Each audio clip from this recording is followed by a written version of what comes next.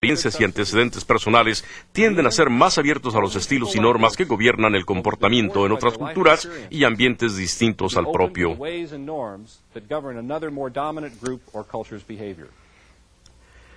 En otras palabras, estamos hablando nuevamente de personas que son receptivas, flexibles y que tienen, sin embargo, un gran sentido de identidad cultural. Finalmente, el ser un empresario multicultural eficaz implica ser un líder, no solo en el sentido organizacional, sino en un sentido político más amplio. La estructura y carácter de las corporaciones multinacionales en la actualidad significa que ellas son las primeras organizaciones en el planeta que han experimentado el impacto total de ser globales de una manera que muchos ciudadanos y gobiernos no lo han experimentado. Por ejemplo, estas multinacionales ven con claridad las consecuencias transfronterizas de la degradación ambiental y las crisis económicas. Con esta experiencia adquirimos una obligación, no solo para nuestros accionistas, personal, proveedores y clientes en general. Las organizaciones globales líderes también pueden ejercer una importante influencia y apoyar instituciones gubernamentales y agrupaciones sociales para ayudar a atender los problemas potenciales de la globalización como son la contaminación, la concentración demográfica y hasta la proliferación nuclear. Particularmente en estas épocas en que Estados Unidos ya no es la única superpotencia económica a nivel global, los directores líderes de las organizaciones globales serán ahora nuevos e importantes agentes de desarrollo regional y nacional. En razón de sus fortalezas de receptividad, flexibilidad e identidad cultural, las organizaciones globales del siglo XXI estarán estratégicamente posicionadas para hacer una contribución sin precedente a la paz y al desarrollo económico y político global sustentable. Gracias, Dr. McLean. Pasamos ahora a la primera sesión demostrativa de preguntas y respuestas. Trataremos de dar cabida al mayor número de preguntas. Les rogamos, como siempre, que hagan una sola pregunta en cada llamada y que sea breve. Pueden llamar directamente al estudio, a los teléfonos o al fax que aparecen ahora en su pantalla. Les recordamos alejar el teléfono de su pantalla al hacer sus preguntas para evitar interferencia. La primera pregunta nos la formulan vía fax. Viene de la ciudad de Medellín, la Bella Villa, en Colombia, y de FENALCO, Federación Nacional de Comerciantes. Dice: los videoclips del Dr. McLean describen algunas experiencias de empresas pequeñas que funcionan como proveedores y distribuidores, pero las empresas estaban en su propio país. ¿Cómo pueden estas empresas convertirse en multiculturales cuando muchas veces no tienen quien hable ni conozca el idioma o las costumbres? Armando, bueno, este es un proceso bastante largo, va a volverse multicultural en el caso de las empresas pequeñas. Por supuesto, lleva tiempo, pero en todos los ambientes de todas las empresas locales siempre hay firmas que tienen experiencia internacional y uno puede aprender de ellos y para relacionarse con sus socios multiculturales. Los principios son ser receptivos a las influencias externas y filtrarlas, ser flexibles y adaptables en su propia cultura empresarial, y al mismo tiempo hay que reflejar todas esas experiencias y compaginarlas con sus propias experiencias y su trasfondo cultural. Y si se hace eso, de hecho, se puede gradualmente realmente volver en una organización multicultural. Pero como decía el señor Kelly en la presentación de la Coca-Cola, es necesario tener paciencia porque se lleva tiempo, pero es necesario tener apertura, ser abierto. Yo creo que la apertura de mente es sumamente importante. En cualquier parte del mundo puede uno tener una empresa pequeña, pero siempre uno puede aprovechar los recursos locales y regionales, y siempre hay gente en su área que pudiera ser asesor, que puede ser una persona multicultural o bilingüe, que le ayudará a entender las mores y las formas en que se conducen los negocios en otras partes del mundo, y podemos aprender de ellos. Vamos ahora al Estado de México. La siguiente pregunta en vivo nos la formulan vía telefónica de la Universidad Nacional Autónoma de México, Facultad de Estudios Superiores, Cuautitlán, México. Doctor David, desde su punto de vista, ¿cuál sería su recomendación para el empresario mexicano que invierte en los Estados Unidos? Yo diría en primer lugar que un empresario mexicano que invierte en Estados Unidos debe conocer a sus socios del otro lado, ¿verdad? Las relaciones son la clave del éxito en los negocios. Y en segundo lugar, por supuesto, es que habría que tener algún tipo de tecnología que aportar y, por supuesto, esto tiene que ser algo atractivo para el consumidor americano. En Estados Unidos vemos que se caracteriza por el imperio de la ley y que por supuesto hay un sistema de contratos y de recursos legales en caso de que haya disputas. En Estados Unidos hay una tradición también de el arbitraje y la mediación como recursos también para resolución de conflictos. Pero yo creo que las consideraciones principales son conocer a los socios y aportar algo que el cliente quiere. Una inversión simplemente por hacer una inversión que no va a aportar nada al consumidor no va a tener éxito. Creo que la parte clave en una inversión en Estados Unidos tiene que ver con conocer la forma en que funcionan las cosas en Estados Unidos, y tiene que haber alguna necesidad local, regional o nacional en Estados Unidos. Y si ustedes pueden satisfacer esas necesidades, entonces sus productos serán un producto de éxito. Y por supuesto es necesario acopiar suficiente conocimiento e información acerca de las leyes y los reglamentos para poder estar mejor equipado para comunicarse a ese nivel. También me gustaría agregar que cuando se hace negocios en Estados Unidos, quiere decir que estamos haciendo negocios en una cultura muy informal. Muchas veces la cultura mexicana puede ser es mucho más formal y puede parecerle a los mexicanos, que los americanos son muy informales, ¿verdad? Así que el que invierte en Estados Unidos tiene que sentirse cómodo con el hecho de que a veces hay muchos jóvenes en Estados Unidos que tienen puestos muy importantes, que como parte de nuestra cultura en Estados Unidos es un poco la descentralización, y entonces tal vez el mexicano tenga que darse cuenta de que tiene que tener un poco menos control en la inversión en Estados Unidos del control que tendría tal vez en México. Así que lo que hay que tener es flexibilidad, adaptabilidad en realidad. Gracias. Saludamos ahora a nuestros participantes en Lima. La siguiente pregunta la formulan desde la Universidad Nacional de Ingeniería. Escuchamos. Muy buenos días, un saludo especial de la Universidad de Ingeniería. El doctor McClinga definió muy claramente las características de la organización multisectorial, como son receptividad, flexibilidad e identidad cultural.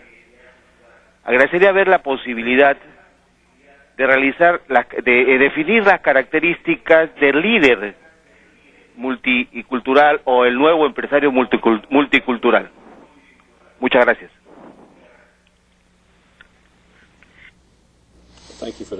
Gracias por su pregunta. Es una pregunta muy interesante, muy inteligente. Al terminar mi presentación yo mencioné que el empresario multicultural tiene la responsabilidad del liderazgo, ¿verdad? Así que ¿cuáles serían las cualidades de los líderes? Primero, tiene que tener un sentido, una visión, saber hacia dónde se dirige en este ambiente multicultural.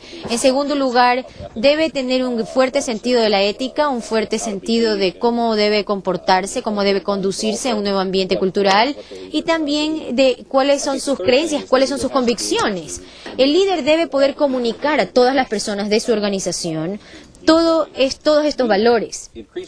Cada vez más hablamos en nuestros cursos de capacitación, hablamos de la organización del líder, y que tenemos organizaciones que no tienen solamente un líder, sino que está llena de varios líderes que en un momento dado toman la posta y asumen la responsabilidad. O sea que es lo que vendríamos a decir el empowerment de toda la organización, que el personal de la organización son líderes, todos tienen en un momento dado la facultad de asumir la responsabilidad. Creo que el líder debe tener una visión global, que el globo terráqueo es su vecindario, esta aldea global es su mundo. El líder debe ser competente a nivel intercultural y debe entender lo que ocurre en otras partes del mundo.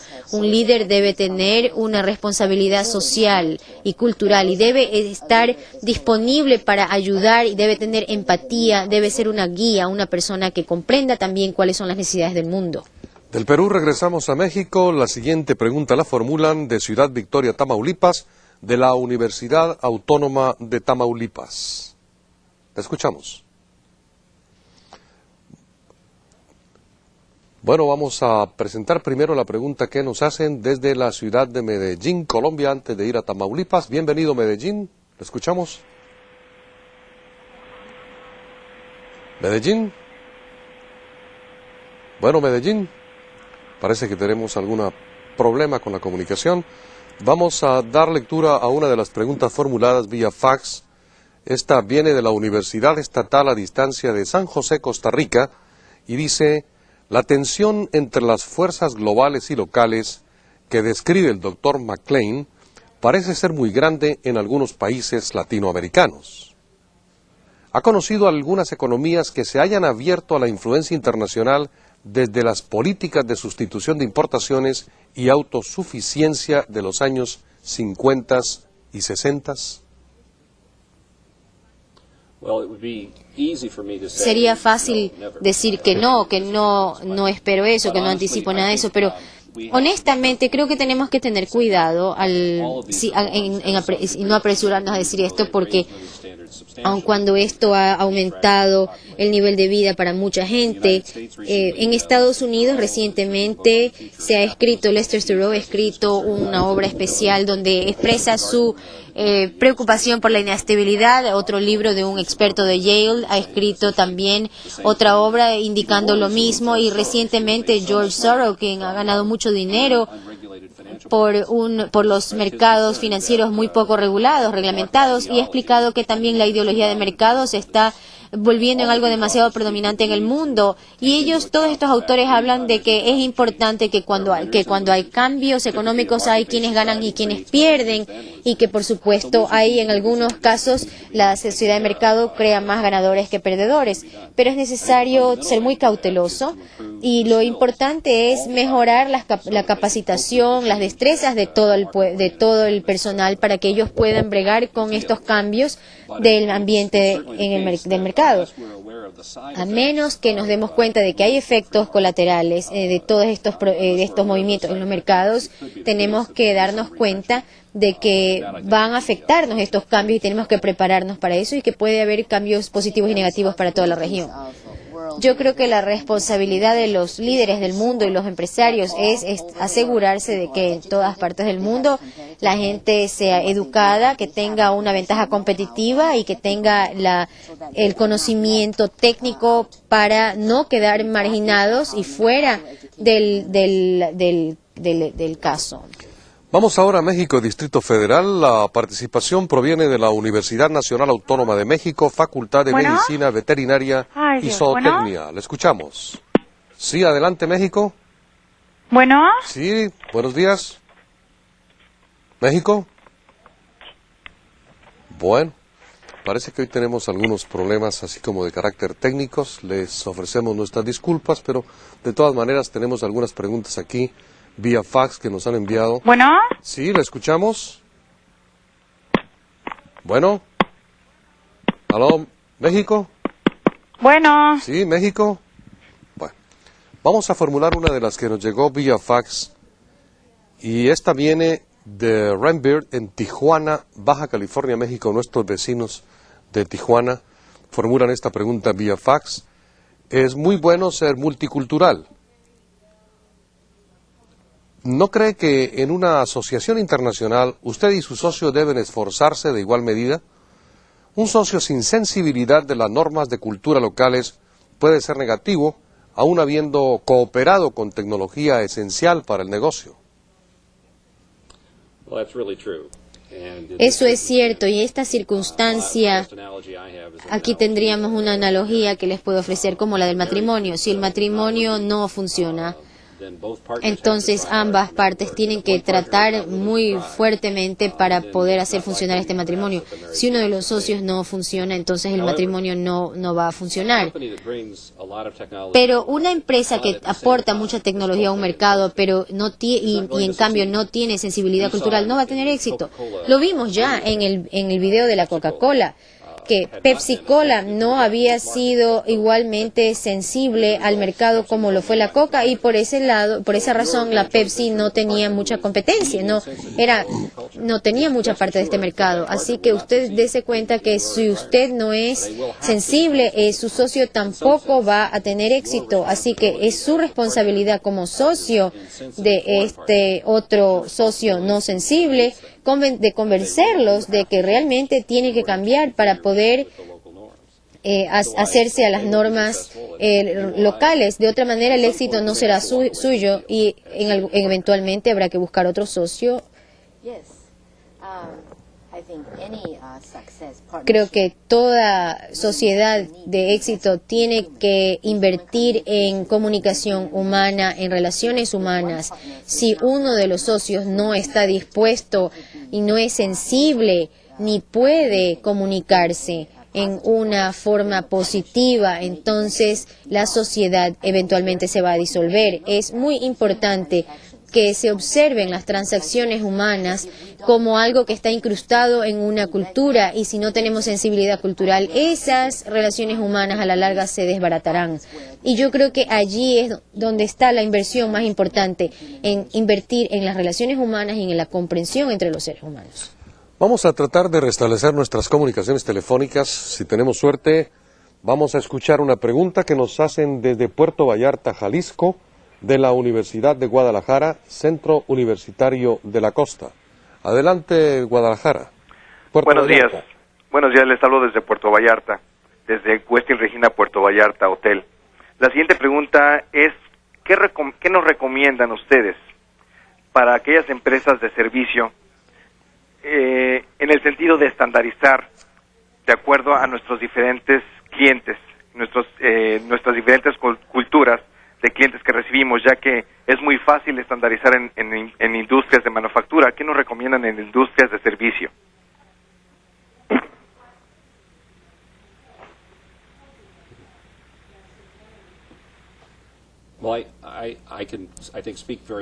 Creo que esa es una pregunta muy interesante. Nosotros tenemos una escuela para administrar, una escuela de hotelería y de industrias de viaje, de la industria de viaje en Hawái. Así que nosotros lo que le decimos a nuestros alumnos es que hay que hacerse al cliente, no homogeneizar, sino hacer algo a la medida del cliente. Esta es la tarea de un verdadero empresario multicultural, que debe recordar cómo son esas culturas a las que está sirviendo.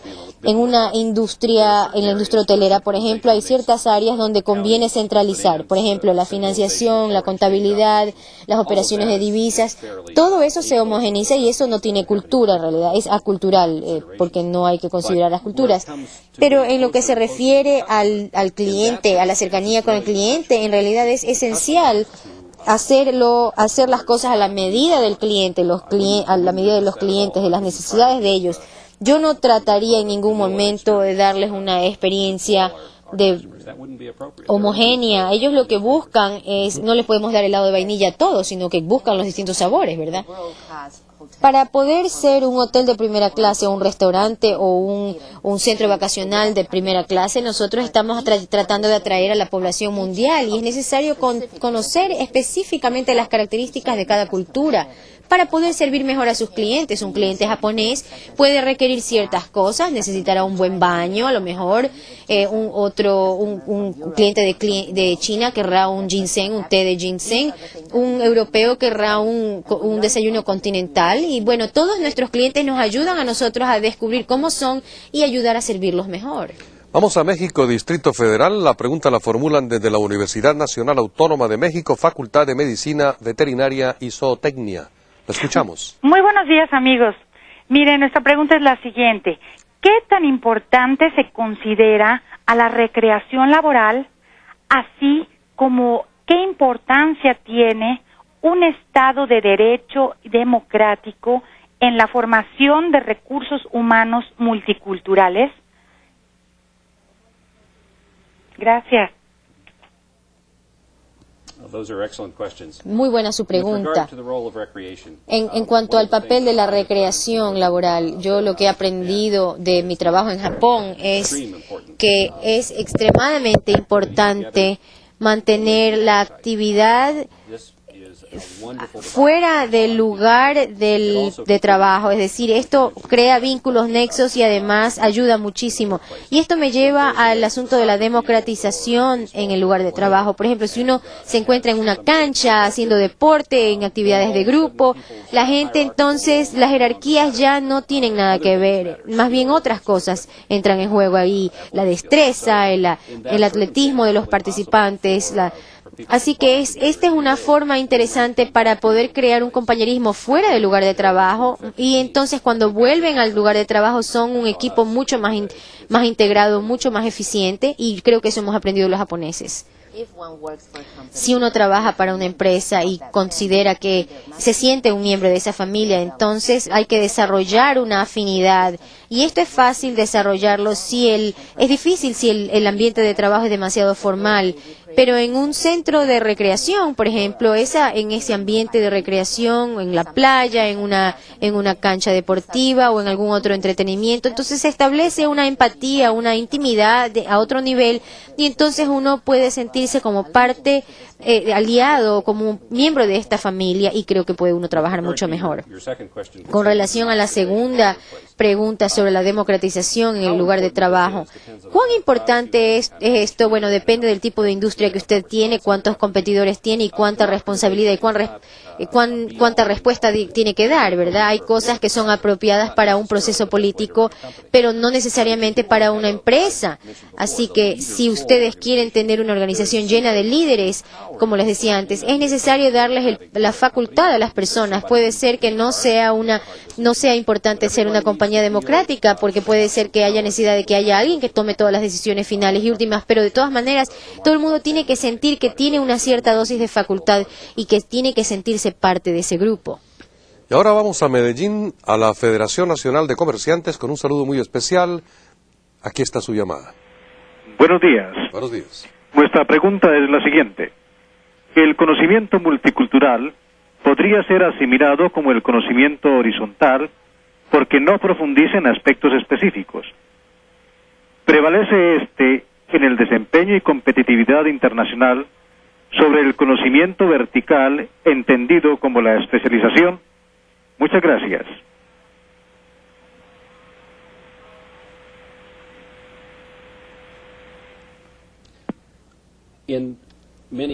En muchas industrias, ese conocimiento vertical es sumamente esencial para ser competitivo. En muchas industrias de alta tecnología, como por ejemplo en Estados Unidos, las empresas invierten mucho dinero para que sus ingenieros puedan entender y leer todos los informes técnicos que se producen en otros países, por ejemplo en Japón. Eso requiere destrezas lingüísticas, experiencia en el extranjero, entender los ambientes donde funcionan los japoneses, así que aún teniendo ese conocimiento técnico especializado, sí hay un papel que juega el multiculturalismo, el interculturalismo. Si hay empresas que hacen las cosas más fáciles, más rápidas que nosotros, bueno, es necesario que nosotros más o menos le tomemos el pulso a esos desarrollos tecnológicos y ver si en esos lugares están haciendo las cosas más rápidamente. Es muy importante. No solamente tenemos que ver si en la otra cultura se hace mucho la venia, se mueve mucho la cabeza, así que hay que ver cuáles son las particularidades de cada cultura. Hay una historia de mucho éxito en San Diego de Qualcomm, por ejemplo. Qualcomm tenía esta idea de desarrollo, es decir, que a medida que uno va desarrollando para mostrarle al mercado, también uno está ya viendo un producto con antelación que va a salir al mercado 9 meses después. Así que uno tiene que ir manejándose hacia adelante y tiene que absorber el conocimiento de otras partes del mundo para entender no solamente el producto que uno va a vender o va a vender en el futuro o está vendiendo, sino conocer cuáles serán los productos que se van a estar vendiendo en Tokio, en Malasia, y como resultado ustedes tienen que entender ¿cuáles son los intercambios técnicos? Por ejemplo, las destrezas lingüísticas interculturales. El entendimiento intercultural debe ser parte tanto de los retos verticales como de los horizontales. Saludamos ahora a nuestros participantes en Caracas. La siguiente pregunta es formulada por la Universidad Central de Venezuela. La escuchamos. Gracias por la oportunidad para la Universidad Central de Venezuela. Nuestra pregunta es la siguiente. ¿Cuáles serían las estrategias más adecuadas para establecer el punto óptimo entre las siguientes características: receptividad, flexibilidad e identidad cultural. Muchísimas gracias.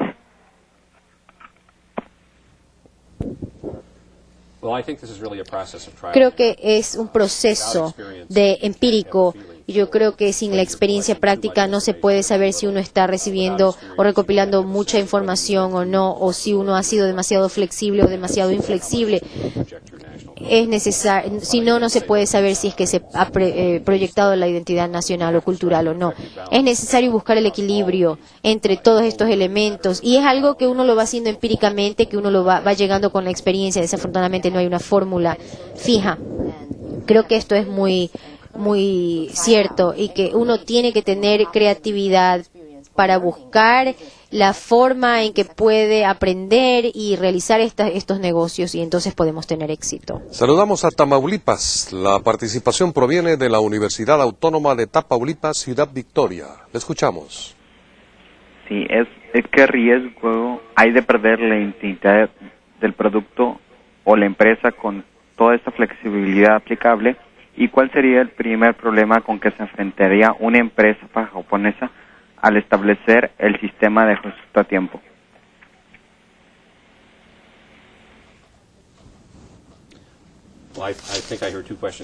Creo que oí dos preguntas allí. En primer lugar, el riesgo de perder la identidad. Si uno está yendo al exterior y tiene un producto que ha sido vendido primero en un mercado local, por supuesto el riesgo que se corre al salir al extranjero es de que habrá cambios de identidad y que habrá que hacer cosas que ustedes no habían planificado. Eso no es malo necesariamente. Así que si uno responde al cliente, uno tendrá éxito. Pero en cuanto a la cuestión del problema que una empresa japonesa puede tener al implementar el sistema Just in Time, eso fue hace tanto tiempo que todos lo empezaron a hacer en los años 50 y 60. Por supuesto tuvieron problemas. Bueno, ¿dónde mantiene uno el inventario? ¿Y cómo lo maneja cuando uno está bajando inventario en la planta? Pero alguna gente dice que todos los inventarios en Japón están en las autopistas y en los camiones de transporte. No sé si eso sea realmente así, pero en todo caso, todas las empresas que están adoptando este nuevo método de Just in Time, de justo a tiempo, tienen que buscar y asegurarse en los procesos. Los japoneses lo hicieron en los 50 y en los 60, y las empresas de Occidente lo están haciendo en los 80 y en los 90. Pero hay que asegurarse exactamente de cómo se hace el trabajo, y mucha gente no lo ha pensado en detalle. En ese mismo sentido, yo creo que aprendemos mucho de las historias de los japoneses, aprendemos de la Sony, de la Sanyo y de muchas otras compañías, pero creo yo que lo más importante es que no debe haber el temor de perder su propia identidad, sino que más bien se amplía nuestra perspectiva de una forma múltiple, y uno no pierde la esencia, sino que la perspectiva se amplifica y se hace múltiple, y esto lo va a ayudar en los negocios. Saludamos a Guanajuato. La pregunta la formula el Instituto Tecnológico de Celaya, Guanajuato, México. Bien, la pregunta es, ¿cómo lograr la amplitud del sentido político internacional?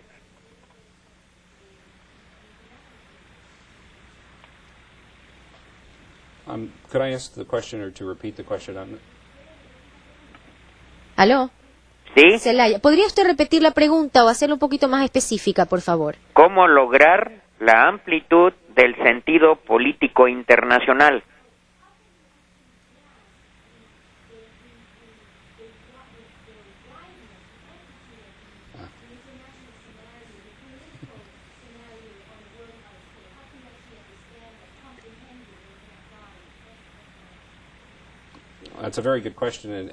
Muy buena su pregunta, pero en realidad no tenemos una respuesta fácil. Este es un ambiente tan complejo, mucho más complejo que hace 5 o 10 años. Mi consejo sería, sea usted abierto a eso. Tal vez implemente mecanismos que le ayude a usted a filtrar la información que puede usted obtener, y tal vez discriminar la información y ver tal vez empíricamente cómo va llegando usted a aprender ese concepto. Para desarrollar la sensibilidad política, también uno que hay que arriesgar, ¿no? Siempre uno tiene que hacer las preguntas que le pueda a uno proporcionar respuestas profundas y significativas. A lo mejor tiene que viajar y convertirse en un barómetro para ver intuitivamente cuál es el tema, el clima político en otras partes del mundo. Vean ustedes China, por ejemplo, después de que ha muerto ahora Deng Xiaoping. ¿Qué ha pasado? Bueno, hay que mantenerse alerta y mirar, observar mucho y escuchar. Muchas gracias. Thank you very much. Continuamos ahora con el módulo número 2, en el cual la doctora Chen nos explicará las características que deben poseer los grandes empresarios globales de hoy para poder ser exitosos.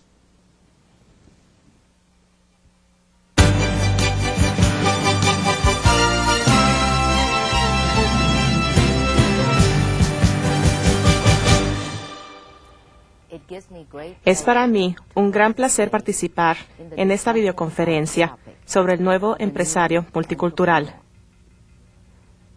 Primero, quiero agradecer al Dr. David McLean por su maravillosa e inquietante presentación.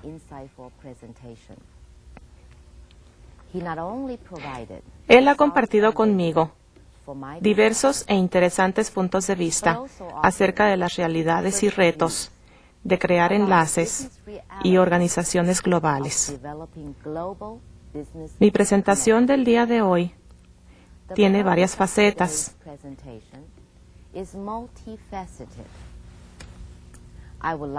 Quiero presentarles una guía de mi exposición. Primero, les hablaré de las nuevas realidades económicas que nos afectan a todos, refiriéndome a los trabajos del Dr. Alan Bailey, director de la Facultad de Administración de Empresas de nuestra Universidad Estatal de San Diego, quien distingue entre las viejas reglas de realizar negocios y las nuevas reglas del presente.